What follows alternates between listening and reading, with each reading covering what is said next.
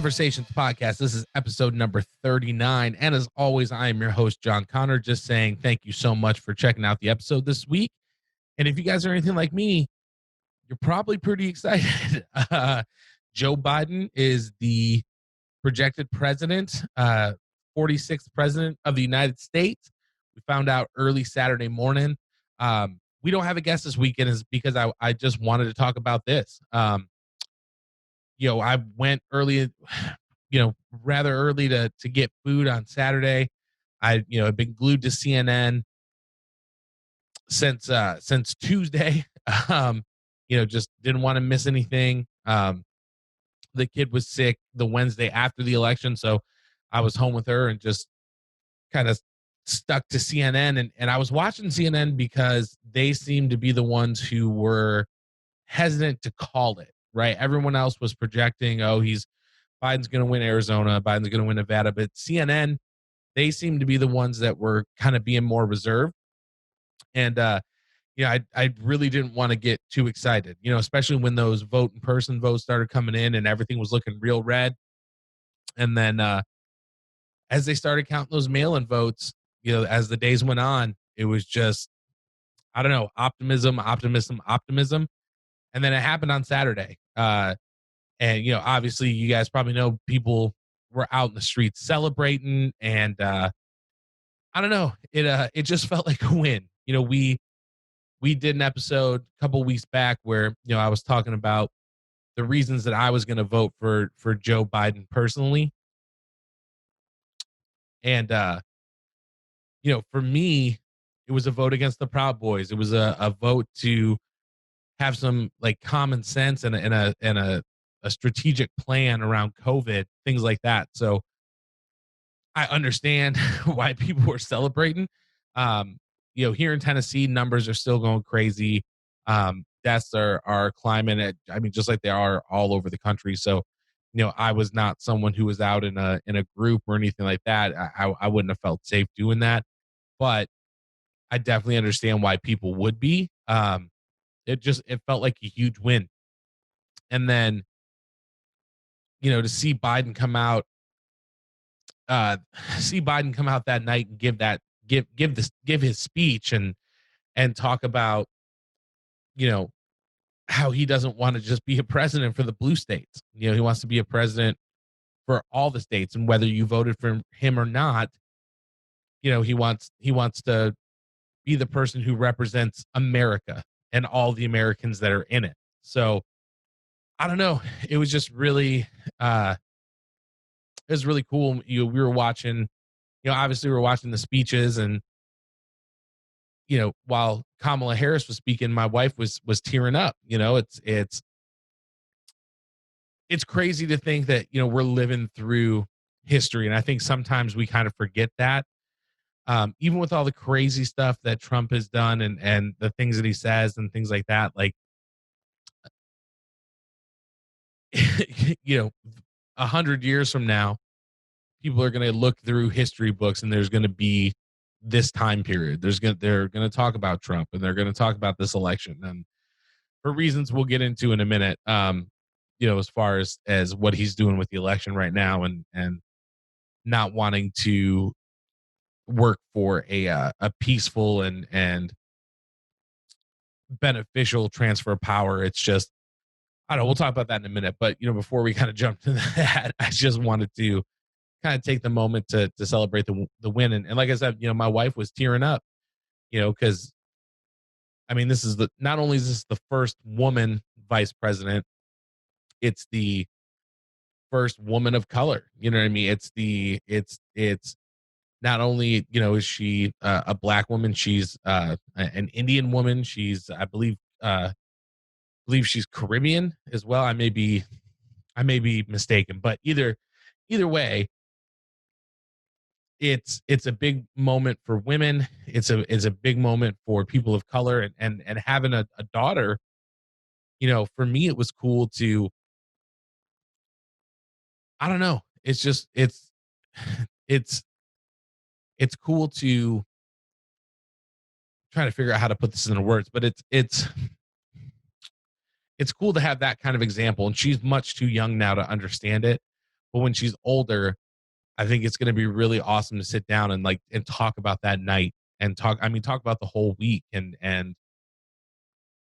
the emotions and the way that people were feeling and the anxiety and the excitement and again kind of living through that moment in history. So uh big congratulations to Joey B, as my brother calls him.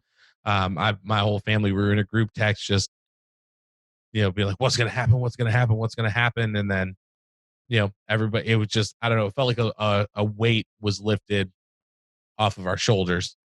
So, and I will say, I don't know if you guys watched the speech. They need to avoid confetti cannons around Joe Biden, or at least give him a heads up, because that first confetti can, you can find it on YouTube, I think, but that first confetti cannon went off and it was like, no, please, just please let that be a confetti cannon or a firework or something like that. Like, this is too good. And you could tell it startled him too. He didn't know what it was. So, uh, yeah, it was a crazy night, a lot of fun to watch. And then, this whole time, you've got Donald Trump coming out and saying, oh, we've won the election. We've won the state. I believe in a tweet, he said, I hereby claim the state of Michigan, as if he's, like Napoleon, or planting his flag saying this is mine, where it just obviously, doesn't work like that. And talking about widespread voter fraud when there's absolutely no evidence. I just read an article today where his lawyers were in front of a judge in Pennsylvania, and the judge asked, "Are you making the accusation that there was fraudulent votes?" And the lawyers are like, "No, we're not doing that," because they don't have the evidence to do that. So it's, I don't know, it's a crazy time, man. It's we've been happy, but then also, Trump is our president until January. He's already cleaning house. Um, he's filling big roles with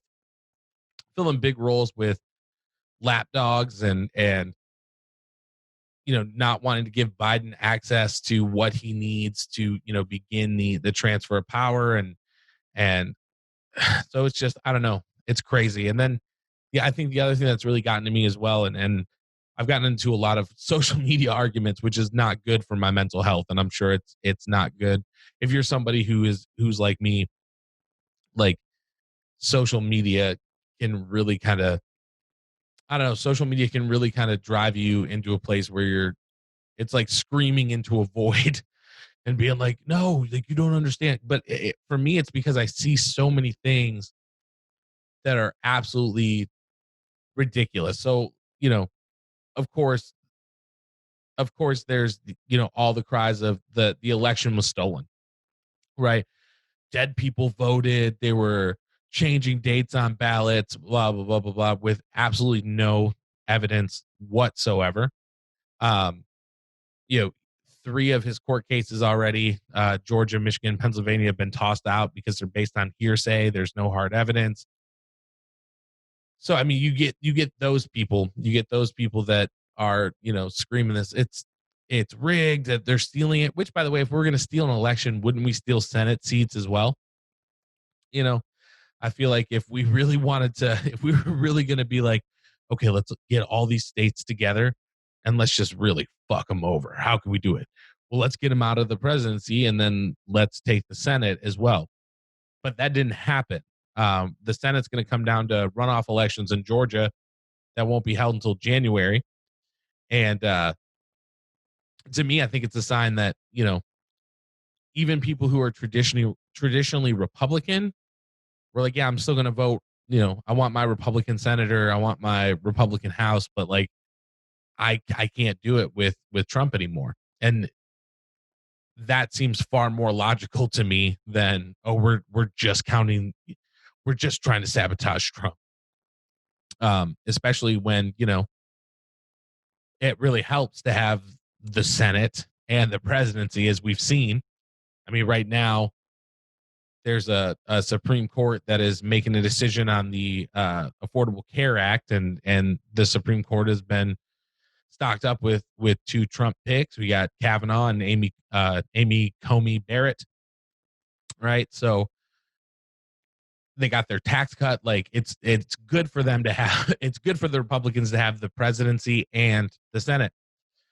But for some reason, this fraud is only going towards Trump. So that's one thing that's driving me crazy. The other thing that's making me nuts is the people online that are saying, and I've heard this in person too, but Biden's a career politician. It's been 47 years and he hasn't done anything. And I find myself in this argument a lot because it's very, very easy to look up what he's done. So why I've got you guys listening, I did want to just cover some things. These are very, very easy to find. Now this list is very long, so I'm not going to go through. I'm not going to go through all of them, but I'm going to go through just a couple of them because I think these are important to call out, and I think it's important that if you've got a family member or friend who said, well, I don't like he hasn't done anything. I think it's important for you to be able to educate that person or have that conversation. So the first thing, Joe Biden advancing women's rights and gender equality. So Joe Biden sponsored the original Violence Against Women Act in 1994, and this led to a major decline in intimate partner violence from 2.1 million victims in 1994 to 907,200 or 2010. 210, geez, 2010. He also oversaw the confirmation of RBG as the second woman in the history of the Supreme Court in 1993. And as a chair of an all-male Senate Judiciary Committee, advocated the addition of Senators Dianne Feinstein and Carol Moseley Braun. So, sum it up, he worked on a bill to impose stricter penalties for intimate partner abuse or spousal abuse. Because of that, we've seen it drop. He worked to get RBG, RIP, RBG in the Supreme Court. So he's worked for women's rights. Let's take a look here. What's another one? So this one I think is very, very important. It's important to me because of what my wife does for a living. She's worked for domestic violence. She has worked drug treatment centers that specifically work to help women, and unfortunately, sex trafficking, things like that are just all too common. Abuse, things like that. And the other reason this is very important to me is I cannot tell you how fucking enraged it makes me when somebody posts, well, Joe Biden's just a man with dementia who happens to be a pedophile, right? I've seen that everywhere, and it just absolutely infuriates me. Now, the reason that I say that, Joe Biden has played a big part in protecting children. So he served as a primary sponsor of the Protect Our Children Act of 2008. Now, this helped law enforcement agencies to investigate and prosecute child predators, right? So it gave them more power to be like, hey, yes, go get these people who are harming kids, get them off the street. He also sponsored and introduced the Criminal History Background Checks Pilot Extension Act of 2008. Now, what this did was it allowed volunteer organizations like children's sports games or sports groups. If you have a community basketball team, baseball team, something like that, it allowed these groups to obtain national and state criminal history background checks of their volunteers. So, if somebody wanted to volunteer, you could then run a background check on them to make sure that they don't have any sex offender crime in their history or anything of that nature, right? So to make such a claim that, oh well, Joe Biden's just a pedophile, don't sell his pictures of him smelling kids' hair. To make that claim, number one, without any evidence, without any accusations, and then to ignore the fact that he's put in work to actually keep children safe, I think is pretty ridiculous. So, and I've gotten to that argument a lot. That's a real QAnon thing. And the crazy thing about the whole QAnon thing is I see it being spread by Christians or people who claim to be Christian. Um, and there's a great article out there called "QAnon is a Wolf in Wolf's Clothing." You can Google it. Excuse me. You can Google the article, but it does a really good job of kind of talking why this QAnon conspiracy theory and Christianity do not mix. They're not something that's made to go hand in hand. I think the other thing that a lot of people forget or choose, I don't even know it's forget, but it's choose to ignore might be the better word. Joe Biden lost his wife and his 13-month-old daughter in a car crash in the 70s. So he buried a wife and a very young child. Joe Biden buried his son, Beau, so I don't think people realize that, like, maybe he realizes life is fleeting and that children are precious and that, unfortunately terrible things happen. And I'll be honest, he kind of reminds me of my grandmother. I love my grandmother to death. She's a wonderful person, but every time I see her, she kisses me on the lips. I'm 35-year-old man, and she kisses me right on the lips like I was a little kid. Is that sexual assault? Is that her is that her being aggressive? No, she's just from a different generation. Excuse me. She's from a different generation. Like it was different back then. And that's the generation that Joe Biden is from. They called him Grandpa Joe for a really long time, because that's just who he is. And then people who compare his allegations or claims to Trump, where it's like, oh, well, he put his forehead against my forehead. So if you're a Trump supporter and you're out there throwing that out as some kind of sexual misconduct, I really think you need to kind of measure that up against the grab him by the pussy president that you're supporting. The guy who's like, I moved on her like a bitch. You kind of need to put those into perspective and put them next to each other and be like, oh, okay, am I supporting the right person? So another thing that I wanted to talk about, because again, a lot of people, they say he hasn't done anything. He stopped ultra far right judges. So as a ranking member of the Senate Judiciary Committee, he blocked Jeff Sessions from becoming a federal judge in 1986. He also blocked the nomination of Robert Bork, who wanted to roll back advances in civil rights to the Supreme Court in 1987. So this was in the 80s, right? So he's stopping Jeff Sessions from becoming a federal judge, who I'm sure you guys know years later would become Trump's attorney general, good old Keebler elf Jeff Sessions. And he fought to make sure that civil rights protections weren't rolled back. Now, I will say, I know Joe Biden, when he was, first in the Senate, people have said, like, how could you work with segregationists and things like that, or speak at a segregationalist funeral? But, people forget Joe Biden has also worked with Mitch McConnell.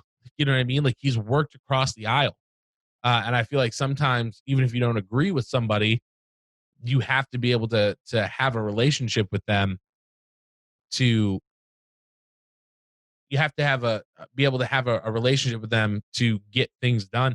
Kind of reminds me, I believe his last name is Watkins, Darrell Watkins. He is a black piano player, soul, jazz, all this stuff. He's an amazing piano player. But he has ended up essentially getting like thousands of white folks to leave the KKK, which is pretty crazy, right? So what it makes me think of is he could very easily say, oh, well, this crazy white guy's in the KKK, I don't need to have a conversation with him. There's no way that we have anything that we need to talk about.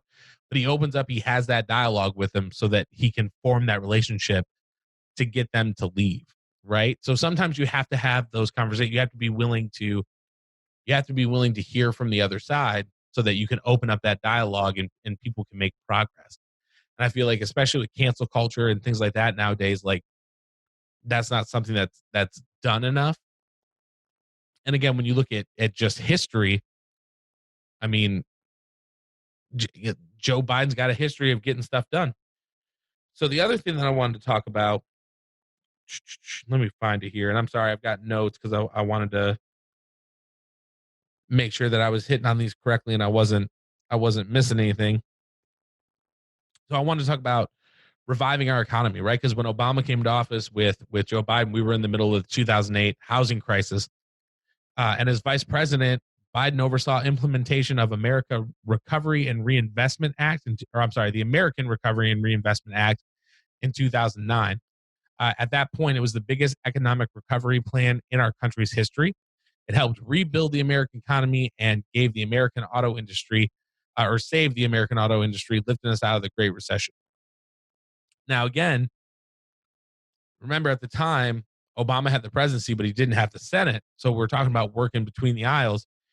He also brokered Senate negotiations between Democrats and Republicans to pass the Budget Control Act of 2011 and avert a federal government shutdown. And he led a review in 2014 of federal employment and training programs that ended up reaching more than 21 million people per year, retooling 1.5 billion in grants to align with job-driven training best practices. So, here's a guy who came in and essentially was in charge, was put in charge of like, hey, Joe, economy is doing really, really bad. And they put him in charge.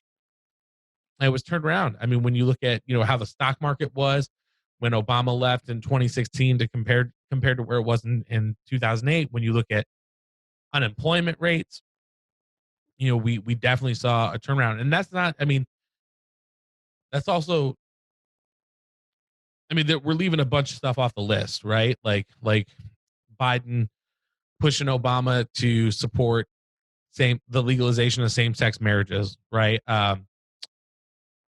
Doing that interview where he's like, yeah, I support it.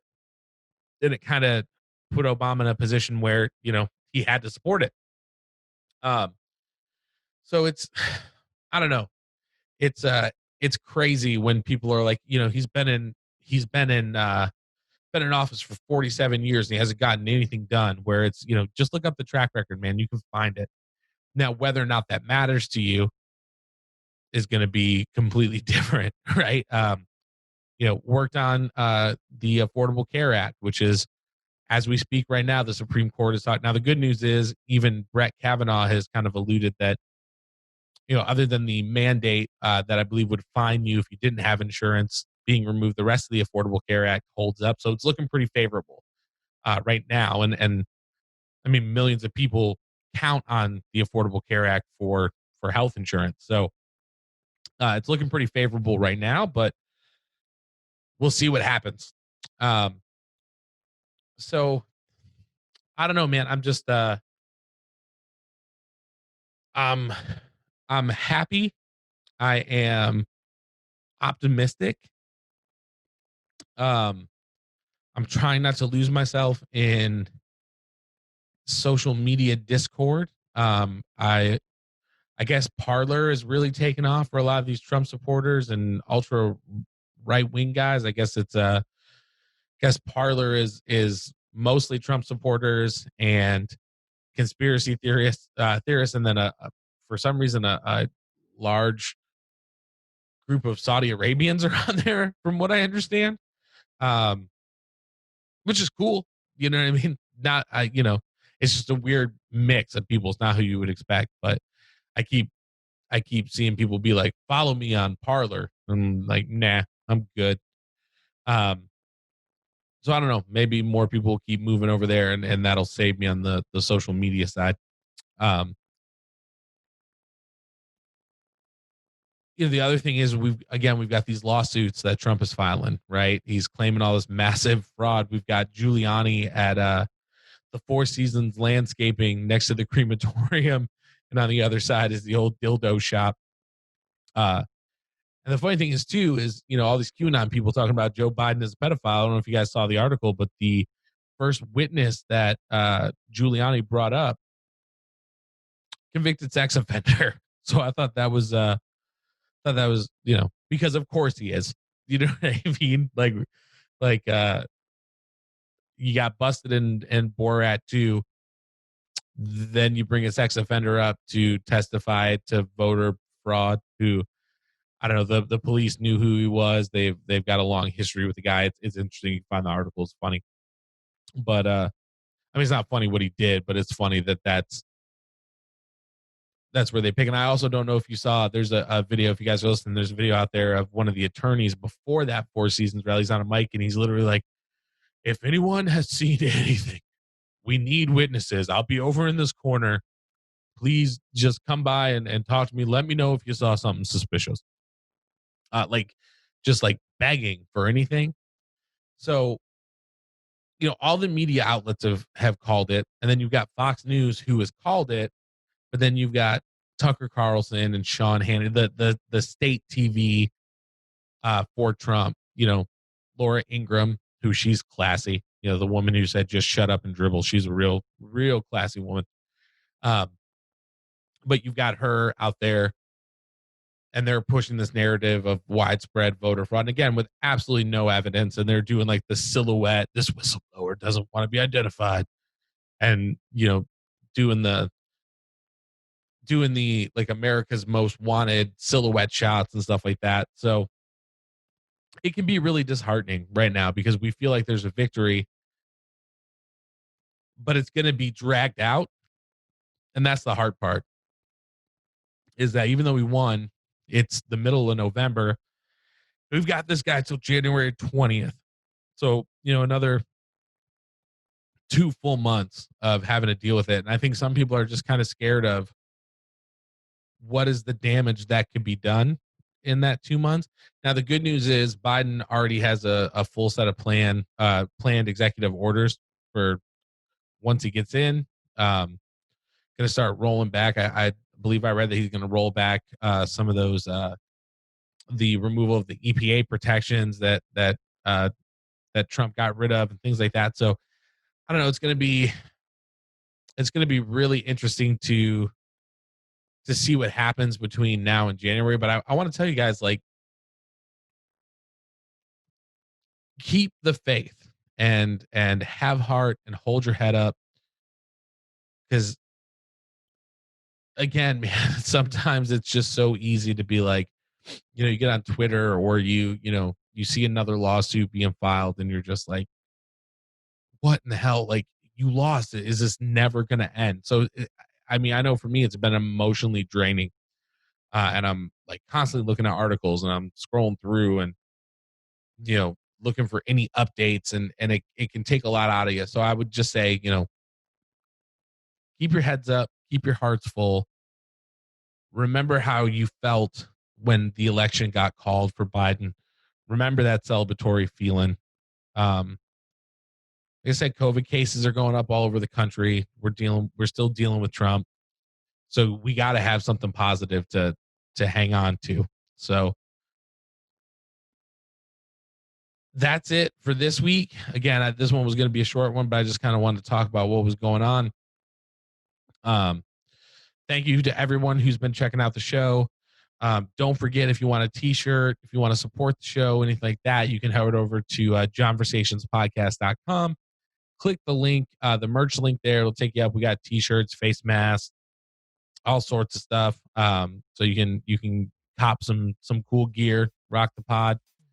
But that's it. That's episode 39, guys. We will see you next week for episode 40. And again, keep the love, keep the faith. We'll see you soon.